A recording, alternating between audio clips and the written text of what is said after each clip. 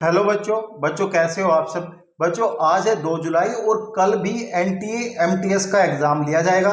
तीनों शिफ्ट में आपका एग्जाम लिया जाएगा और बच्चा एक ही चीज बोलेगा कि एग्जाम मॉडरेट था, एग्जाम यहाँ पे इजी था, एग्जाम हार्ड था, या फिर यहाँ पे बोलेगा कि कौन सा सब्जेक्ट यहाँ पे हार्ड था, कौन सा सब्जेक्ट इजी था। तो यहाँ पे ये सबका फीडबैक मिलेगा, लेकिन जो सही डिटेल है कि आपने कितने अटेम्प्ट सही किए वो एक आंसर की के बाद पता चलेगा। सो यहाँ पे एक एग्जाम को भी एनालाइज करके हम एक कट ऑफ निर्धारित करते हैं। जो मैं कट ऑफ बताऊंगा वो तो आपको बताऊंगा जब आपका यहाँ पे नॉर्मलाइजेशन होगा। हो सकता है 5-7 नंबर नीचे हो जाए या 5-7 नंबर ऊपर हो जाए। अगर मैं बताया 105 तो कट ऑफ लगी 121 और आपका नंबर आया तो आपके नंबर यहाँ पे बड़े हैं, तो लमसम यहाँ पे ऐसा हो सकता है। लेकिन कुछ स्टूडेंट बोलेगा आपने कट ऑफ हाई बताई, भाई स्टूडेंट अब पागल हो चुका है, पढ़ के भूखे शेर की तरह हो चुका है, पढ़ भी रहा है और एग्जाम दे भी रहा है, सिलेक्शन भी ले रहा है। जिसने पढ़ा है, जो भी सब्जेक्ट पढ़ाया है और जिस बच्चे ने जिस सब्जेक्ट में अटेम्प्ट ज्यादा किए उसको वो इजी लगेगा। भाई बेसिक सी चीज है, अगर आपने पढ़ा है यूपीएससी लेवल का तो एमटीएस आप एग्जाम दोगे बिना पढ़े तो आपको यहाँ पे इजी लगेगा। तो ये सारी चीजें हैं, मतलब बेसिक फैक्टर है।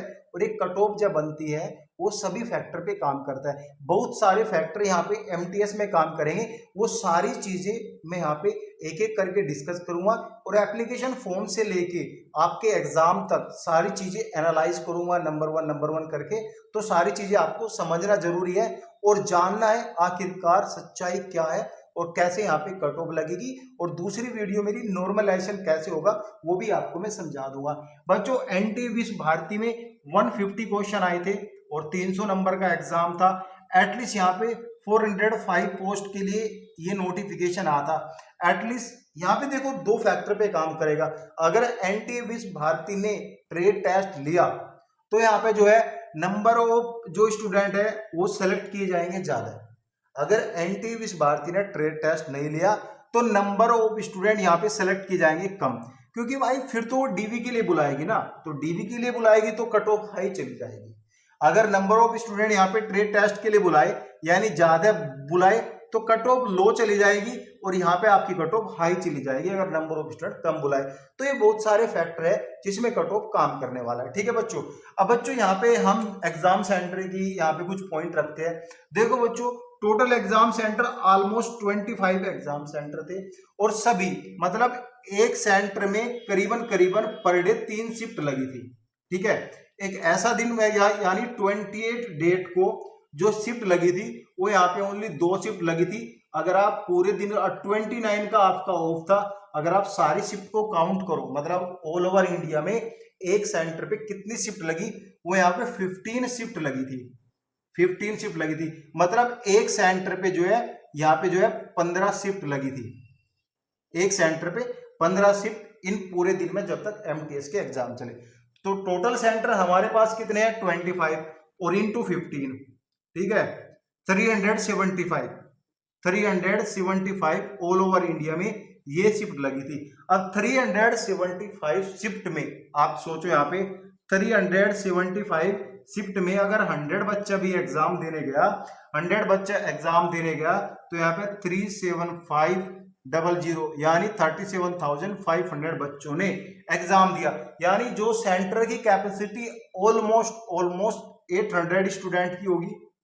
भाई सेंटर जब भी तो सिंगल बंदे के लिए तो एक सेंटर बुक नहीं होगा, ऑलमोस्ट एक सेंटर बुक किया होगा तो करीबन 500 स्टूडेंट बुलाए होंगे या फिर 100 स्टूडेंट के लिए भी एक सेंटर बुक नहीं होता। जब एक सेंटर बुक होता है बहुत सारा खर्चा यहाँ पे करना पड़ता है, तो एटलीस्ट 500 स्टूडेंट बुलाए होंगे जब भी तो सेंटर को इधर से उधर भेज रहे हैं स्टूडेंट को। भाई कोई पटना से नोएडा आ रहा है और दिल्ली से जम्मू कश्मीर जा रहा है, उसका रीजन क्या है? रीजन यही है कि सेंटर जहां भी लगे हैं वो सेंटर फुल किए हुए हैं। ठीक है भाई, दिल्ली वाले का एग्जाम वो दिल्ली में भी तो ले सकते हैं, क्योंकि बच्चों नंबर ऑफ सेंटर जो लगे दिल्ली में वो तो लगे, बाकी जो स्टूडेंट बचे उनको तो कहीं और डालना है ना। उन 10-15 स्टूडेंट के लिए अलग सेंटर तो यहाँ पे गवर्नमेंट बुक नहीं करेगा। ठीक है, तो ये चीजें समझो। चलो मैं लेकर चल रहा हूँ यहाँ पे जो है आपका जो एग्जाम हुआ होगा करीबन भाई एक शिफ्ट में 200 बच्चे होंगे, एटलीस्ट मैं इतना लेके दे रहा हूँ। देखो फॉर्म तो लाखों की तादाद में यहाँ पे फॉर्म गए हैं एमटीएस के, क्योंकि वैकेंसी जो है वो आ रही है और यहाँ पे फॉर्म भी बहुत सारे जा रहे हैं। स्टूडेंट यहाँ पे मतलब कई सालों से ऑलमोस्ट वेट कर रहे हैं, और जो 2023 में एमटीएस की पोस्ट यहाँ पे 22 और 23 में भर भर के आ रही है ना, तो स्टूडेंट यहाँ पे ऑलमोस्ट अप्लाई ही बहुत ज्यादा कर रहा है, क्योंकि सबसे ज्यादा पोस्ट तो यहाँ पे एमटीएस में निकल के आ रही है। ठीक है बच्चों, यहाँ पे मैं लेकर चल रहा हूँ, तो यहाँ पे आपके टोटल 75,000 जो है स्टूडेंट ने एटलीस्ट अपना जो है प्रेजेंट रही होगी। अब 75,000 से अगर लगा लो ट्रेड टेस्ट भी हुआ, तो कितने 10-20% बच्चे यहाँ पे बुला सकते हैं भाई। 4,000 मतलब 8,000 के आसपास बच्चे बुला सकते हैं अगर ट्रेड टेस्ट हुआ। हो सकता है 4,000 बुलाए, अगर ट्रेड टेस्ट नहीं हुआ तो वो हो सकता है 1,000 बच्चे ही बुलाए, क्योंकि बच्चों डीवी होना, डीवी सबका सही है, डीवी के बाद मेडिकल आपका सिलेक्शन यहाँ पे। ये सब चीजें यहाँ पे बहुत सारे फैक्टर है जो यहाँ पे वर्क करते हैं कट ऑफ पे। ठीक है बच्चों, ये तो रहा आपकी ये सारी डिटेल, और बाकी अब हम कट ऑफ के बारे में डिस्कस करते हैं। देखो एग्जाम में जो भी स्टूडेंट ने रिव्यू दिया है, ठीक है, देखो हार्ड तो था, लेकिन कुछ ही चीजें हार्ड थी भाई। कंप्यूटर जो था वो एडवांस लेवल का था, वो मैं समझता हूं, क्योंकि एनटीए जेएनयू में भी एडवांस लेवल का कंप्यूटर रहा। कुछ शिफ्ट में मैथ भी हार्ड था, ठीक है, मॉडरेट बोल सकते हो आप। बाकी बच्चे जो आप पढ़े हो, अगर आपने पढ़ के एग्जाम दिया तो आपके लिए कुछ भी चीजें हार्ड थी यार। हार्ड उन स्टूडेंट को लगता है जो पढ़ के नहीं गया। अब भाई तुमने 10 साल की अगर जीके तैयार की, आगे 15 साल की, तो जीके हार्ड लगने लग जाएगी, आपको मॉडरेट लगने लग जाएगी कि जीके यहाँ पे मॉडरेट थी।